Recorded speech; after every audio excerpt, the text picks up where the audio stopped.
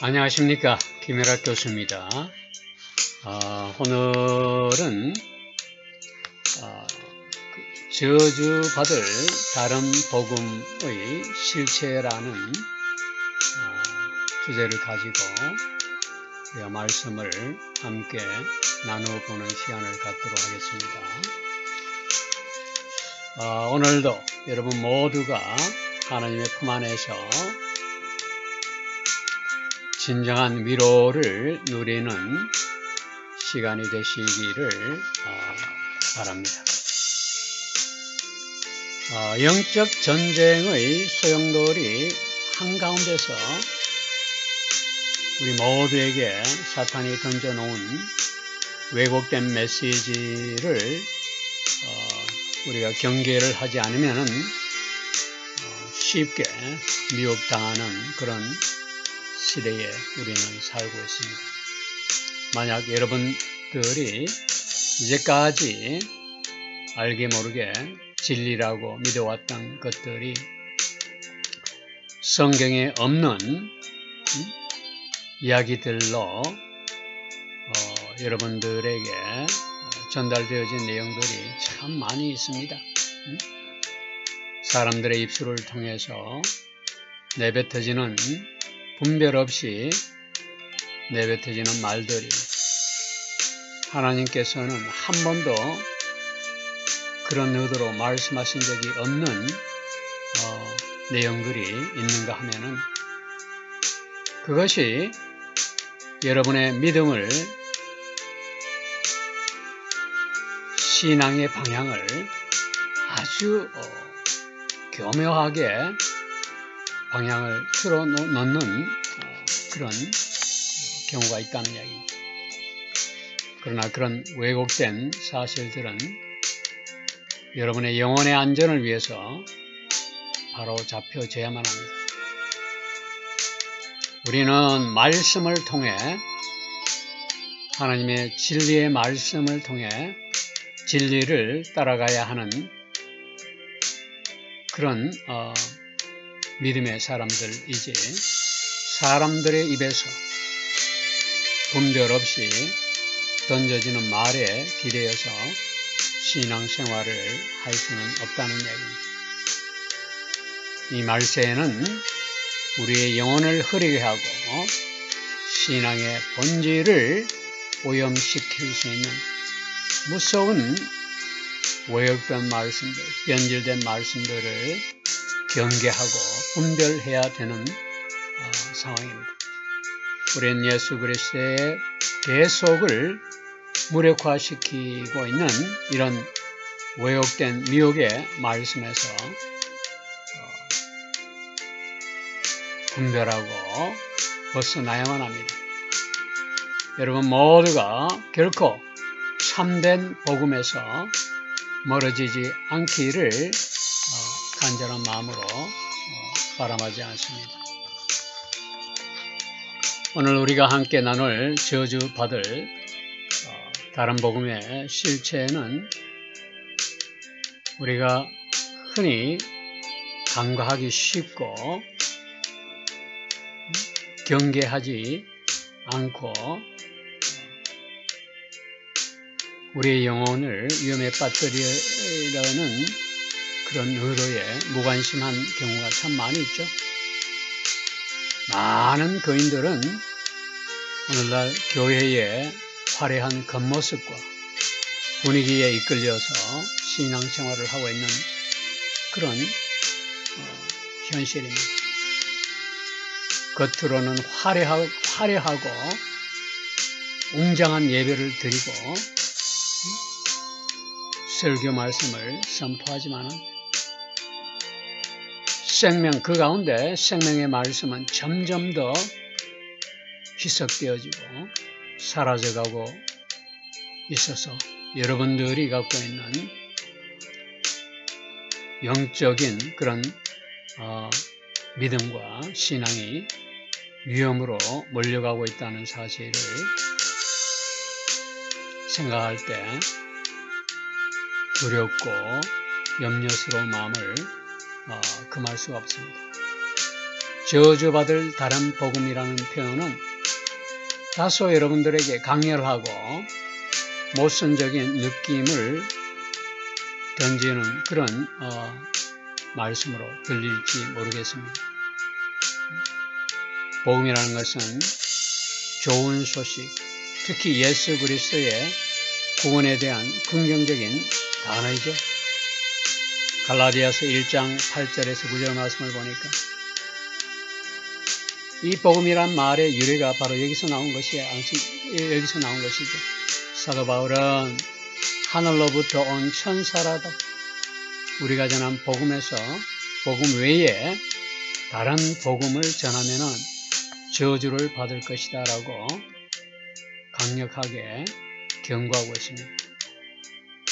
여기서 다른 복음, 사도 바울이 말하는 다른 복음은 오늘날 교회 안에 만연하여 성도들의 믿음을 미혹하고 파멸로 이끌어가는 바로 그 왜곡된 말씀입니다.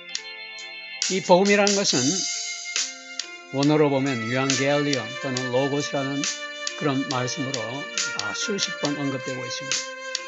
저주를 받을지어다. 이 저주는 에피카티라라는 헬라 원어를 보면은 에피카티라 또는 아나시아라는 말로 이렇게 표현되어 있는데 이 말은 단순한 비난이 아니라 하나님 심판 아래 놓인 상태를 의미하는 헬라의 원어가 그런 의미를 지니고 있습니다.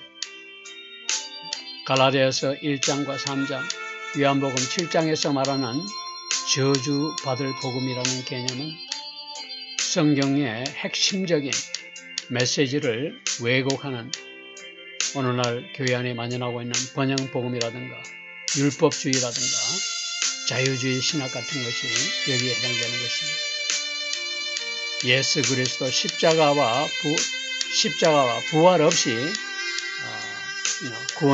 구원에 대한 그런 희망을 제시하는 메시지로 저주받을 복음의 하나입니다.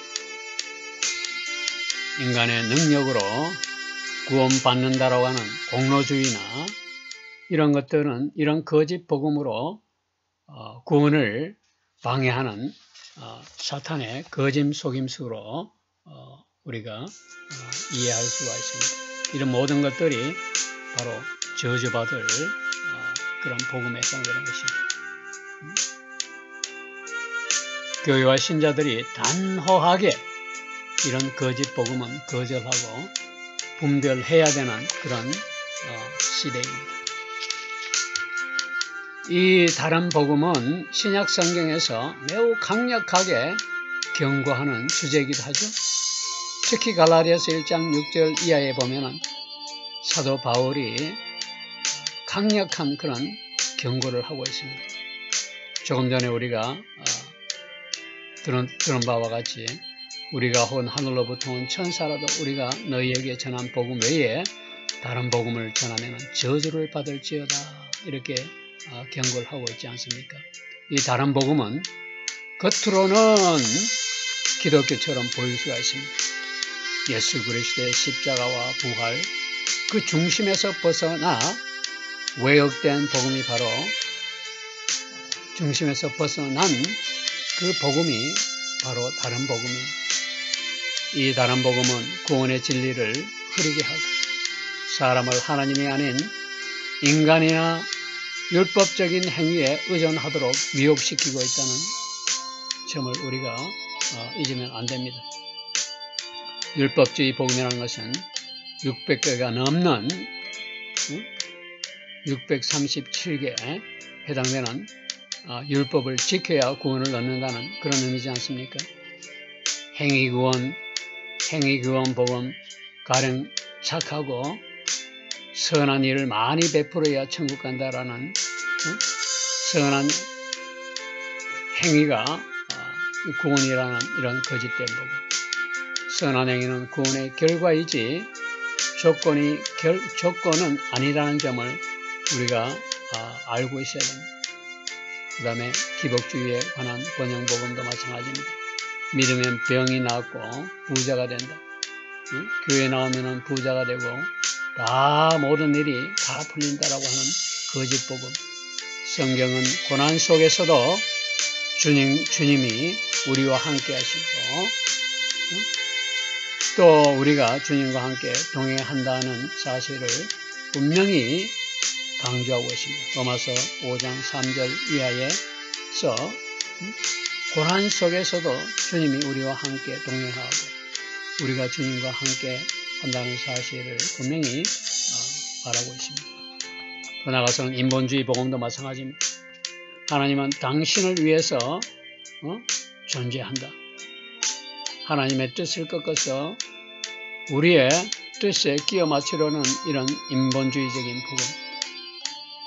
그러나 성경은 우리가 하나님을 위해 존재한다라고 하지 하나님이 우리를 위해 존재한다라고 말씀하지 않습니다. 골로새서 1장 16절 이하 말씀을 읽어보면 이런 사실을 우리가 알 수가 있습니다. 다른 복음을 분별하는 기준은 무엇일까요? 첫째로 성경 말씀이 최종 권위라는 사실을 우리가 잊지 말아야 됩니다. 사람의 말이나 감정이나 전통이나 체험이 기준이 되어서는 안 됩니다. 요한복음 17장 17절 말씀을 보면 아버지의 말씀은 진리이다 이렇게 적고 있습니다. 그 다음에 예수 그리스도의 십자가와 부활이 중심이 되어야 됩니다. 고린도전서 2장 2절 말씀에서 보니까 예수 그리스도와 그가 십자가에 못 박히신 것 외에는 아무것도 알지 아니하기로 작정한다라고 적고 있습니다. 그 다음에 회개 없는 복음은 복음이 아니라는 사실도 우리는 자각해야 됩니다. 자기 부인을 요구 하는지를 우리가 스스로 돌아봐야 되고 우리가 자기 부인을 하는지 하지 않는지도 각성해야 합니다. 누가복음 9장 23절 말씀에서 보면 자기를 부인하고 날마다 자기 십자가를 지고 나를 따르라고 이렇게 적고 있습니다. 돈과 건강과 성공을 중심으로 삼는 그런 물질주의적인 신앙도 우리가 경계해야 될 사항입니다. 디모데전서 6장 5절 말씀을 보니까 경건은 유익의 수단으로 생각하는 자라고 이렇게 적고 있습니다. 더 나아가서는 성령의 열매 없는 신앙은 거짓 신앙이 아닐 수가 없죠. 마태복음 7장 16절 말씀에서 보면 열매로 그들을 안다고 이렇게 적고 있지 않습니까? 이와 같이 다른 복음은 사람의 눈에는 좋아 보일 수가 있습니다. 그러나 영혼을 파괴하는 독약과도 같은 것이 다른 복음이라는 사실을 우리가 깨어 마음속에 새겨야 될 것입니다. 진정한 복음은 나를 기쁘게 하는 복음이 아니라 나를 죽게 하고 예수님으로 다시 살게 하는 그런 복음이어야 됩니다. 내가 죽어야 돼요. 나를 기쁘시게 하는 것이 아니라 내가 죽고 나를 죽이는 복음이 진짜 복음이라는 사실입니다. 여러분은 어떤지를 스스로 한번 되돌아보세요. 거짓 복음과 이단이 만연한 시대지만은 하나님의 말씀과 하나님 말씀의 진리는 결코 사라지지 않습니다. 예수 그리스도의 말씀과 복음으로 사는 사람과 교회는 반드시 삶 가운데 열매를 맺게 된다는 사실을 우리가 알아야 되겠습니다. 거짓된 구원의 확신도 참 문제입니다. 실제로는 성경적 의미에서 참된 구원을 받지 않았음에도 불구하고 자신은 구원 받았다고 착각하고 확신하는 상태로 이런 심각한 상태에 대해서 우리는 스스로 경고하고 각성하는 그런 기회로 삼아야 할 것입니다. 성경이 말하는 거짓된 구원의 확신은 예수님이 경고하고 계십니다. 마태복음 7장 21절에서 23절 말씀 보니까 나더러 주여 주여 하는 자마다 다 천국에 들어갈 것이 아니라 하늘에 계신 내 아버지의 뜻대로 행하는 자라야 들어가리라 이렇게 적고 있습니다. 우리가 주의 이름으로 선지자 노릇하고 귀신을 쫓아내고 많은 권능을 행하였다고 이렇게 하지만 예수님은 내가 너희를 도무지 알지 못하니 불법을 행하는 자들아 다 내게서 떠나가라고 아주 심하게 질책하십니다. 종교적인 활동이나 열심히 구원을 가져다 주는 것이 아닙니다. 거짓된 구원의 확신이 보여주는 여러 가지 특징적인 면들도 우리가 지켜볼 수가 있습니다. 착한 일과 봉사와 세례 등의 행위를 근거로 거짓된 그런 확신을 갖고 있는 사람들이 참 많이 있죠. 제가 대학 교수로서 미국 대학에 있을 때에 학생들 가운데는 이 행위 중심의 거짓된 구원의 확신을 갖고 있는 사람들이 여럿 있었어요.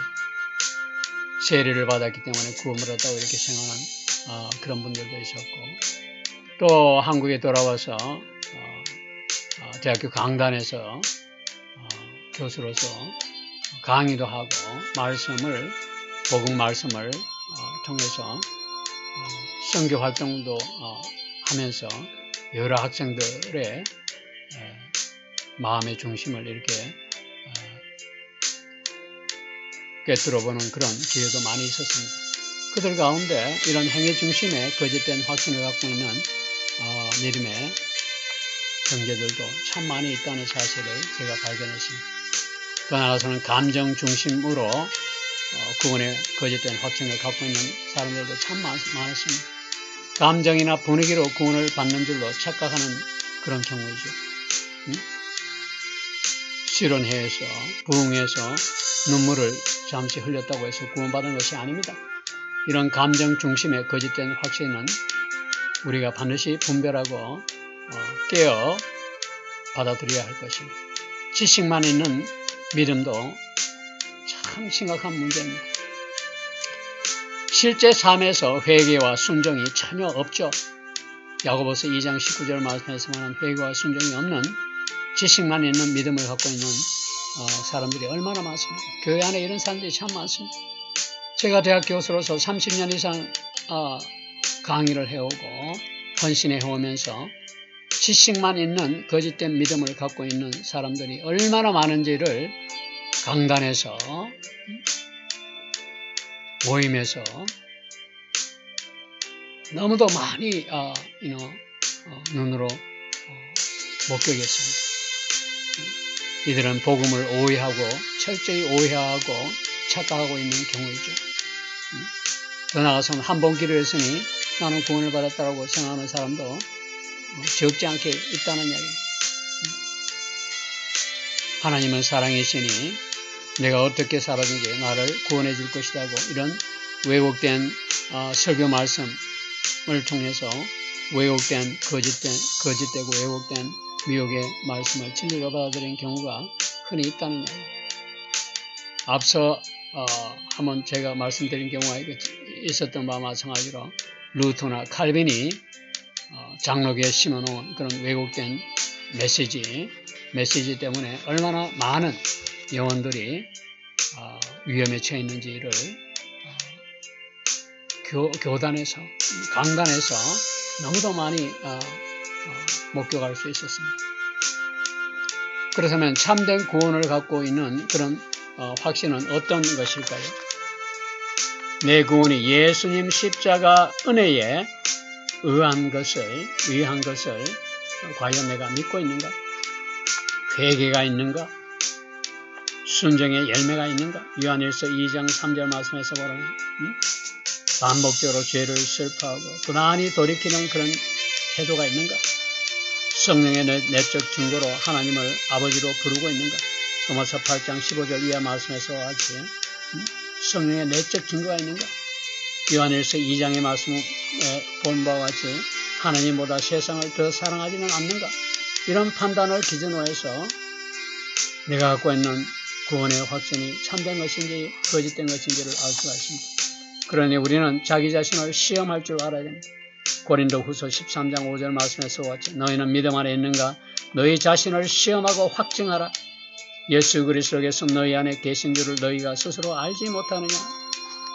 참된 구원의 확신은 겸손하게 말씀 앞에서 자신을 돌아볼 줄 알아야 되고 회개와 믿음을 날마다 새롭게 해야 되며 성령의 인도하심 속에서 자라나야 된다는 점을 우리가 잊으면 안 됩니다. 구원의